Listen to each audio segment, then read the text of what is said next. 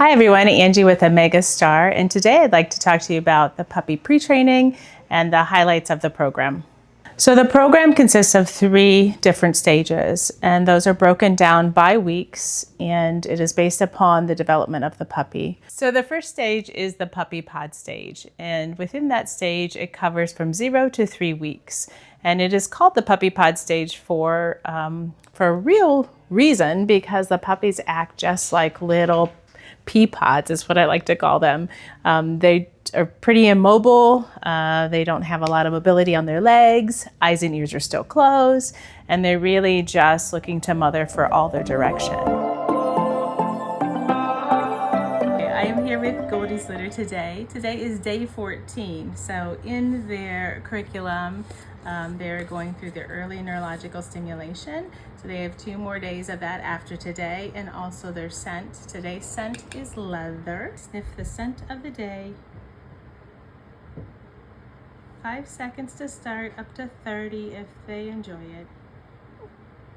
And usually when they're done, there's a head lift or a deep sigh. There it is, all done.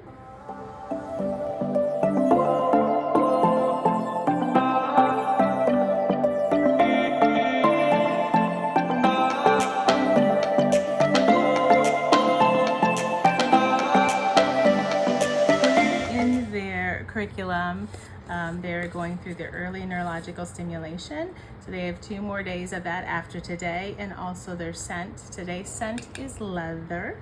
So I'm going to demonstrate how I do this. We hold them upright for 5 seconds, and right now their eyes are opening up. So their world is opened up. They're down for 5 seconds. On their back for 5 seconds. Look at you. You see the little legs start to relax? Ooh, good job. Stimulate their paw pads.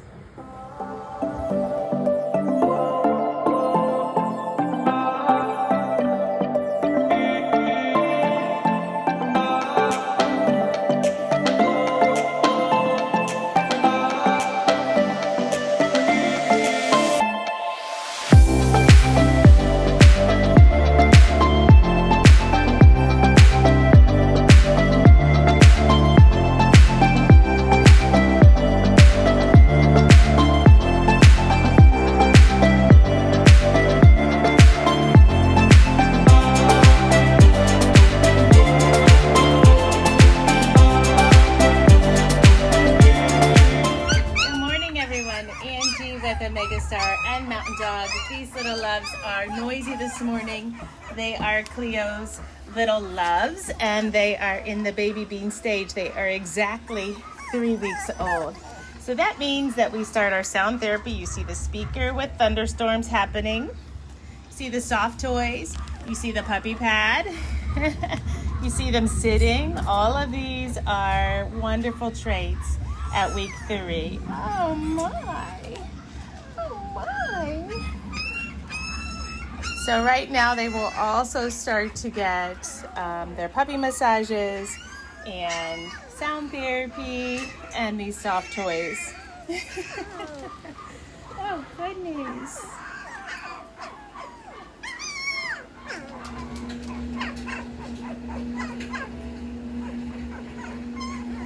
Then we move to the second stage, and that's called the baby bean stage. And in baby bean stage, eyes are open, ears are open, leg strength has started, and they're starting to navigate their little world on their own with mom's assistance. And that goes from week 3 through week 6.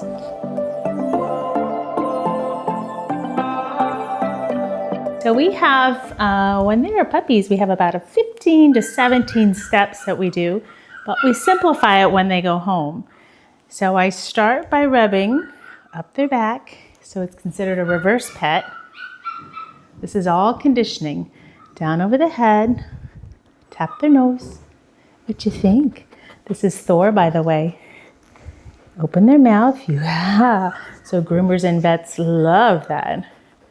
And I take both hands and I massage their ears with a little tug, and as they get older, I actually like to roll them.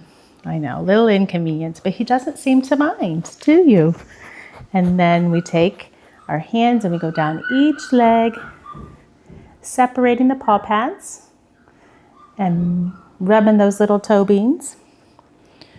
Both legs. So when I do this with my older puppies, I like to make it about massage and connection, and it's wonderful for families to connect that way.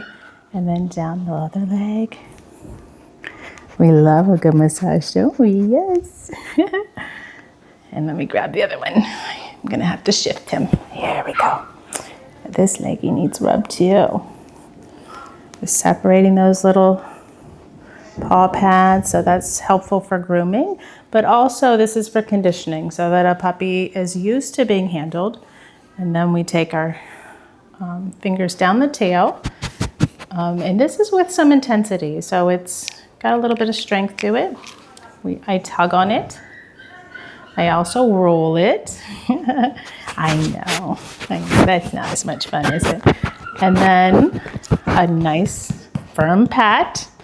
The reason we pat is children and our mature population, the first thing they'll do to a dog when they approach is tap on the back. And so we want to make sure that they're very conditioned and used to that. I also take this opportunity when I'm working with our older puppies to look them in the eye, talk to them, tell them sweet nothings, but I won't do that for you all.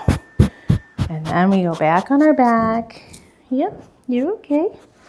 Now, obviously, the older they get, the less you can do this, but a good circular movement on their tummy. And then I always finish by drawing a heart. Yeah, it says, I love you. Good boy. Good boy. And that's how our puppy massages go. So this will follow them all the way through adulthood. Anytime that I am working with even an adult dog, I am massaging these ears, rolling them, just continuing to mold and shape them all the way through their life. Good job, buddy. Today's video, we're going to be talking about trimming your dog's nails, all the way from the puppy stage to the adulthood stage. This little love has been raised in my program, and so she has been introduced to paw stimulation from day 3 onward, and is used to getting her nails trimmed every 7 to 10 days. So I'm going to show you how I do that with her. Even if your puppy has not come through the Omega program or had the breeder stimulate their paw pads, it's relatively easy to start them as soon as you get them at 8 weeks. A lot of training has to do with introductions, and so every puppy has to be started somewhere. But if you want to begin clipping them yourself, I like to push on the bottom of the paw pad, and she's got dark black nails, so it's a little hard to see. And if you push on the bottom of that little pad, the nail will pop up. The nail is formed kind of like a little claw, and what we're trying to do is take off just this bottom portion here. And just a little bit is better than too much. I will tell you that if you happen to over trim them and you get a little blood, don't panic. I have many people fearful, hi little one, to actually want to trim the nail because they're afraid they're going to draw blood. And if we would need to send off for some genetic tests or things like that, we actually will trim the nail too short to get the blood to draw from there.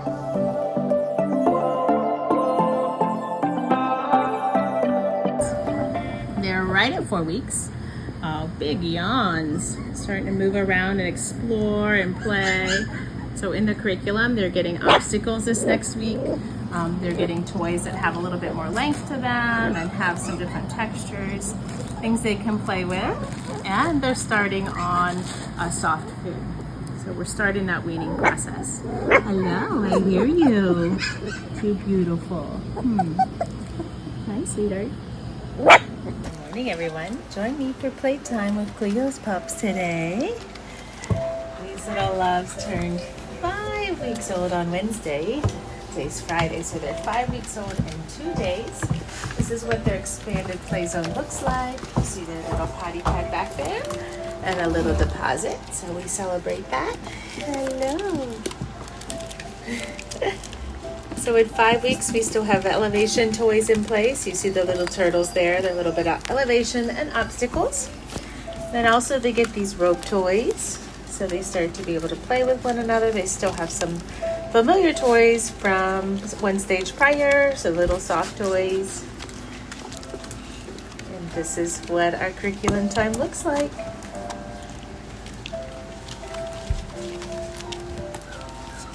Good job, little one. Good job, good job. And then the final stage is called Little Sprouts. It's one of my favorite stages because the little ones are now adventurous, pretty much not dependent on mother anymore, and they're ready to start their new adventures with their families. And that stage is from 6 to about 8 weeks or 10, depending on when they depart for their home.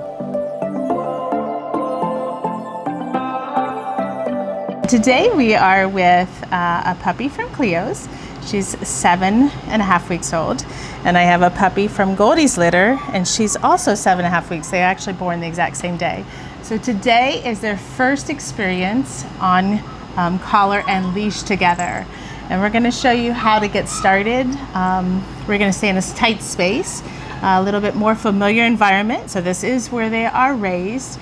And so things are, those kind of things are consistent. So I'm gonna let Destiny get started because she is an expert at starting these little loves. Well, thanks, Angie. Are you ready to go, little girl? You ready to show off?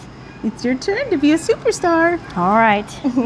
I like to put them down on the left side. It's a good side to keep them on. You have your dominant hand free. Come on. Come on. Good job. A lot of times they like to follow you at first, which is fine. It's what we want. We want them to move on the leash. Good job. Then I like to do a turnaround. Have them follow you. Good job. You're so impressive. Can we go on this side? Good job. Wow. Good job. You did so good. So we're doing it all with hand motions and positive reinforcement. Not that you cannot use treats, but in our environment, we like to make sure that they have some of their commands anchored before we introduce treats. So treats are really a high value if you really need to work on something. But we prefer them to just listen. Yes. Yeah. Good job.